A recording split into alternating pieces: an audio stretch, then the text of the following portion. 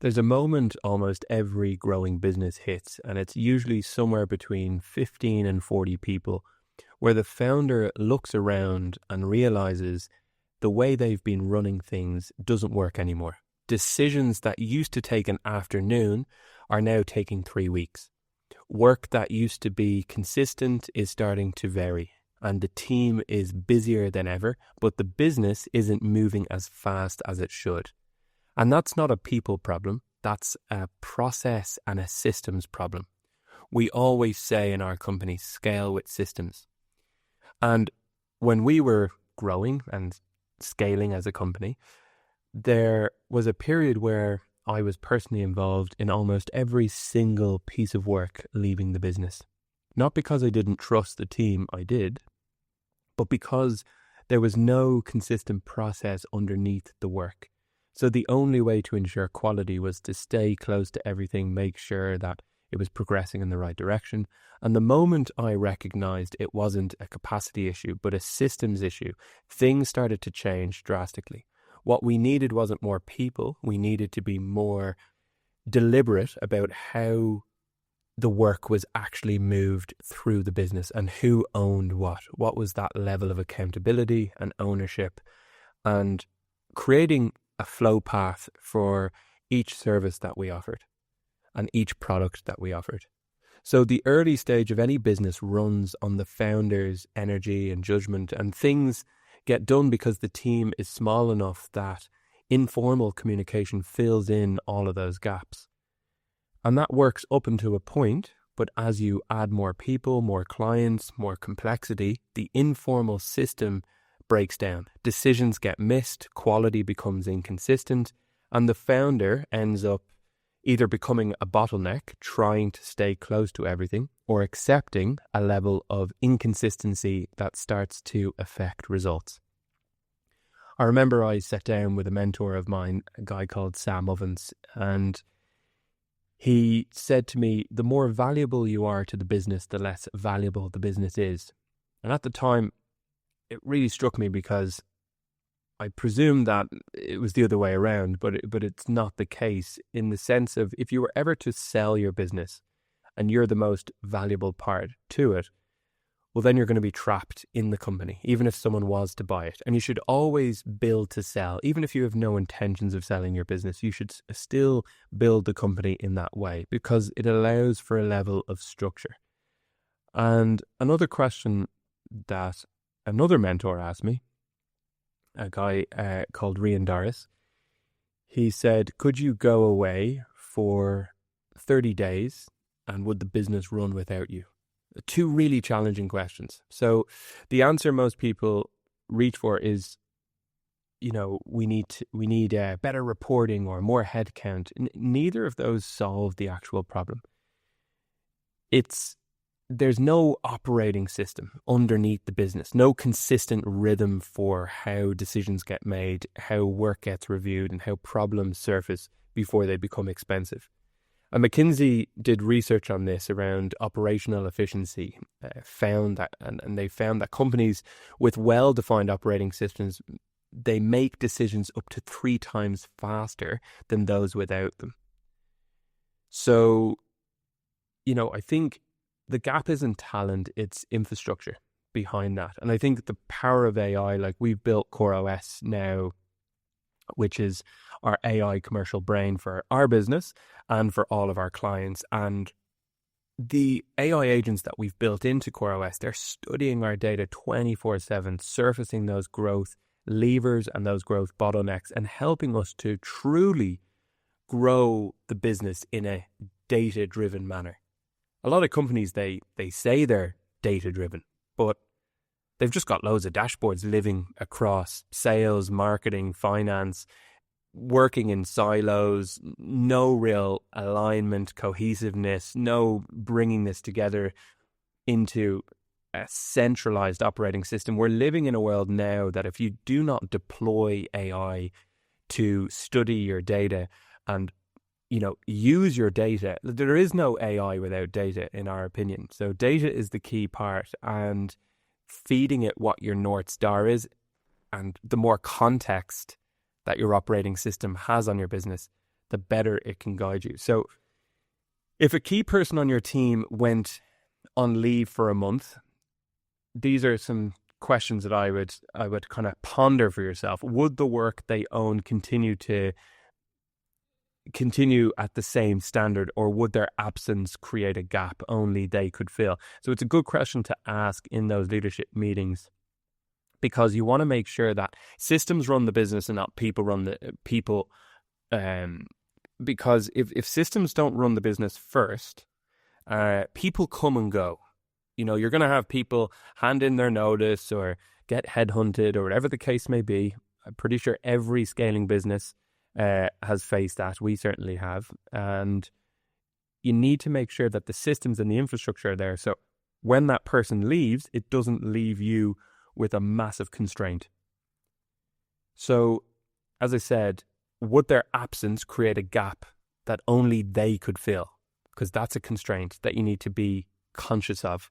You might not feel it now because it's not apparent, but you need to be aware that could happen.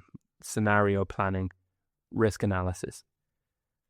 Another question I like to ask is, does your leadership team meet on a consistent cadence where decisions actually get made, or do you have meetings where you just share information that could have been over email? Decisions are the key. Shouldn't be walking into a meeting without a clear agenda of what the decision that you need to leave that meeting with. When something goes wrong, a missed deadline, a quality issue, a client complaint, do you have a clear process for making sure it doesn't happen again, or does it get discussed briefly and absorbed into, just noise in a meeting room?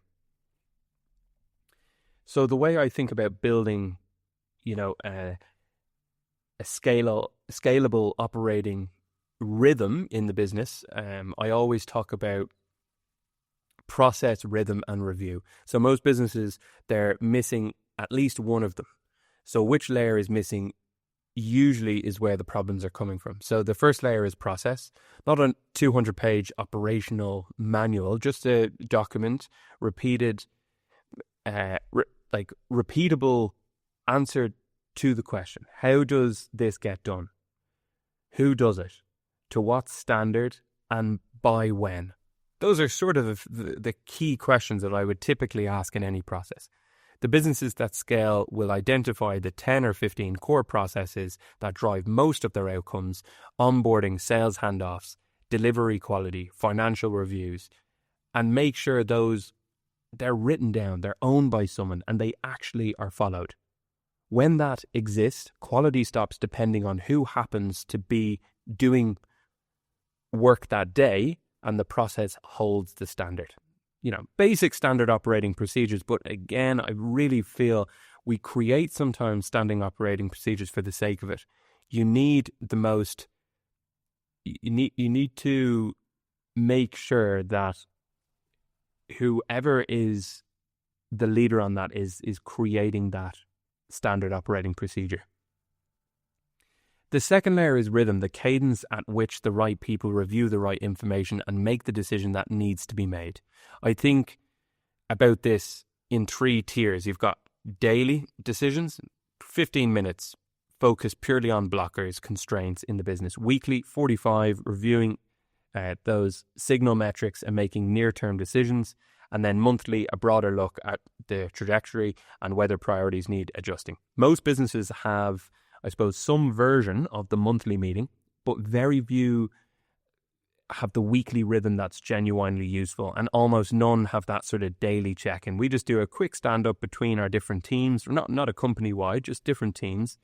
And I suppose for us, it's because we're in a remote environment. We're across 4 different offices in 4 different countries.